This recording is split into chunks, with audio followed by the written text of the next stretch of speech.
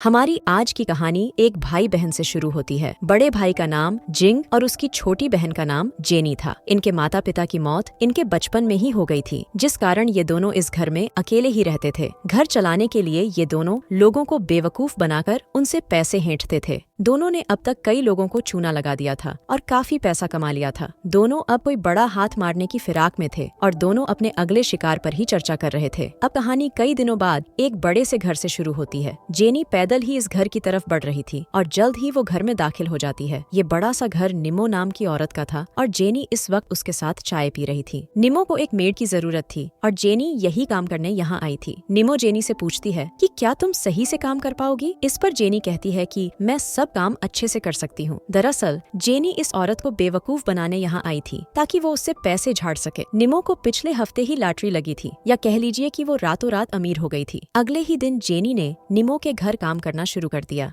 निमो के घर निमो का लवर मियो भी रहता था। वो रसोई में आकर जेनी को ध्यान से देखने लगा। वो जेनी से उसके बारे में पूछने लगा, जिस पर जेनी झूठ बोलते हुए कहती है कि मैं अनाथ हूँ और चोर बाजार में अकेली रहती हूँ। जेनी की खूबसूरती ने मियो का ध्यान अपनी ओर कर लिया था। वो जेनी से कहता है कि अगर तुम्हें किसी भी चीज की जरूरत हो तो मुझे बताना। इतना कहकर वो चला जाता है और जेनी फिर से अपने काम पर लग जाती है। थोड़ी देर बाद जेनी मियो और निमो के लिए चाय लेकर आती है। मियो की नजर जेनी पर थी। जेनी जैसे ही चाय रख कर जाती है तो निमो मियो से कहती है, लगता है तुम्हें ये लड़की अच्छी लगी। इस पर मियो कहता है कि ये लड़की काफी खूबसूरत है। इतना कहकर वो निमो से कुछ पैसे मांगता है, लेकिन निमो उसे पैसे देने से मना कर देती है। निमो के मना करने पर मियो लाल हो गया। वो उसे पकड़कर काफी भला बुरा कहता है। इसके बाद वो जैसे ही उसे मारने लगता है तो निमो उसे पैसे देने के लिए मान जाती है। अब निमो पैसे लेने कमरे में जाती है और जेनी काफी देर से इन दोनों को देख रही थी। कुछ ही देर बाद रात हो गई। जेनी अपने भाई जिंग को फोन कर बता रही थी कि घर का माहौल कैसा है और निमो कैसी औरत है। इसी बीच मियो उसके पास आता है, जिसे देखकर जेनी ने जल्दी जल्दी फोन काट दिया। मियो उससे पूछता है कि तुम किससे बात कर रही थी? तो इस पर जेनी उसे बताती है कि मैं अपनी सहेली से बात कर रही थी। अब मियो कुछ सोचकर अपना पर्स जेनी को देता है और कहता है, सारे पैसे तुम्हारे, चलो अब कपड़े उतारो।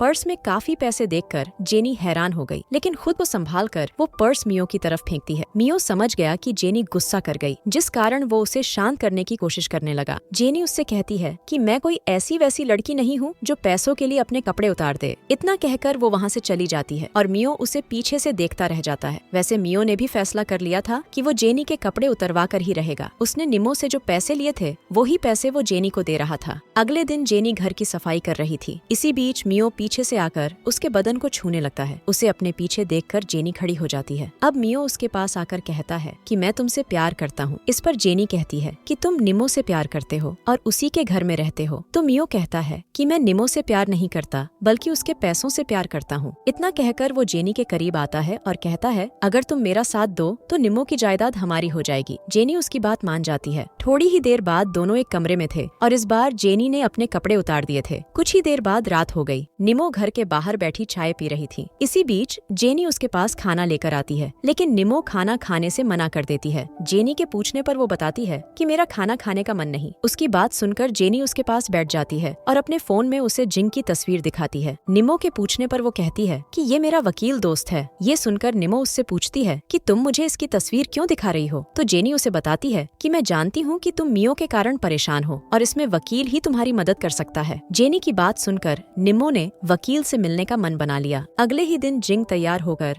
निमो के घर पहुँच गया। निमो उसे बताती है कि मियो के पास मेरी बिना कपड़ों की वीडियो है, इसीलिए मैं उससे डरती हूँ। उसकी बात सुनकर जिंग उसे दिलासा देते हुए कहने लगा कि मैं तुम्हारी मदद जरूर करूंगा और मियो से तुम्हें बचा लूंगा। दूसरी तरफ जेनी और मियो एक कमरे में माहौल बना रहे थे। इसी बीच जब जेनी उससे पूछती है कि तुम निमो से क्यों नहीं डरते, तो मियो उसे बताता है कि मेरे पास निमो की एक बहुत खास वीडियो है। दरअसल जब निमो को लॉटरी लगी थी तभी मियो ने उससे प्यार का नाटक शुरू कर दिया था। उसने उसे बातों में लगाकर उसकी बगैर कपड़ों वाली वीडियो बना ली थी। इसी वीडियो के दम पर वो आज तक निमो को परेशान करता आ रहा है। सारी बात बताकर वो जेनी को निमो की वीडियो भी दिखाता है। इसके बाद जेनी मियो को ठंडा कर अपने भाई जिंग के पास पहुंच गई, जो काफी समय से उसका इंतजार कर रहा था। वो जिंग को बताती है कि मियो बहुत शातिर आदमी है, उसके रहते हम निमो को नहीं लूट सकते। अब दोनों फैसला करते हैं कि जिंग को जल्दी जल्दी निमो का प्यार पाना होगा। होगा और मौका मिलते ही मियो को मारना होगा। उधर निमो अपने कमरे में उदास बैठी थी और तभी उसके पास जिंग आता है। निमो को उदास देखकर जिंग कहता है कि मैं जल्दी ही सब ठीक कर दूंगा। निमो उससे कहती है कि तुम मियो को मार डालो और सारा इल्जाम जेनी पर डाल दो। इसके बदले मैं तुम्हें बहुत सारा पैसा दूंगी और तुम्हारी बंदूक का भी ख्याल रखूंगी। निमो की बात सुनकर जिंग सोच में पड़ गया। वो निमो को कुछ दिन इंतजार करने को कहता है। थोड़ी देर बाद जिंग बैठा दारू पी रहा था और वो अभी भी कुछ सोच रहा था। इसी बीच निमो उसके पास आकर कहती है कि अगर तुम मियो को आज ही मारते हो तो मेरी आधी जायदाद तुम्हारी और मेरा बदन भी तुम्हारा। वो मुझे मारकर मेरी सारी जायदाद पाना चाहता है और इस काम में जेनी उसकी मदद कर रही है। तुम मियो को मारो, मैं जेनी को खत्म करती हूँ। शराब ने जिंग का दिमाग पहले ही हिला रखा था और निमो की बात सुनकर उसका दिमाग पूरी तरह घूम जाता है। वो जल्दी जल्दी एक चाकू उठाकर सीधा मियो के कमरे में घुसता है और उसे काटने लग जाता है। उधर निमो ने भी जेनी को पास बुलाकर उसे जहरीली शराब पिला दी थी। थोड़ी देर बाद जब जिंग निमो के पास आता है तो अपनी बहन जेनी की लाश देखकर जरा भी उदास नहीं होता। पूरे घर में अब सिर्फ जिंग और निमो ही जिंदा बचे थे। देखते ही देखते दोनों एक कमरे में आकर एक दूसरे से प्यार करने लगते हैं। इसी बीच निमो जिंग की बंदूक काटकर उसे भी जान से मार देती है। दरअसल निमो और जेनी को पहले ही एक दूसरे से प्यार हो गया था। निमो के कहने पर ही जेनी ने मरने का नाटक किया ताकि जिंग मियो को मार डाले और फिर निमो जिंग को। पैसों के लालच में आकर जेनी ने अपने भाई जिंग को धोखा दिया था। कहानी के आखिर में जेनी निमो को भी जहरीली शराब पिलाकर मार देती है।